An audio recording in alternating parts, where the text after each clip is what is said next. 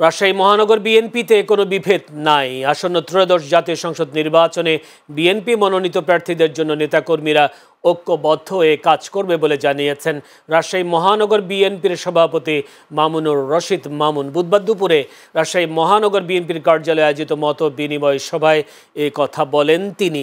মহানগর বিএনপি নেতাকর্মীরা জানান, দলের নির্দেশ যারা ধানের শীষে মনোনয়ন পাবে তার পক্ষেই সকল নেতাকর্মীরা প্রচারণা চালাবে।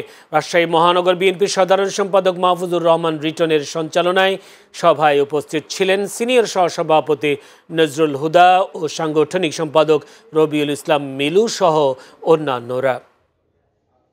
যারা ধানের শীষের মনোনয়ন পাবে তার পক্ষেই সমস্ত নেতা কর্মীরা আপনার নির্বাচনে খাটবে, নির্বাচনে অংশগ্রহণ করবে, প্রচার প্রসার করবে।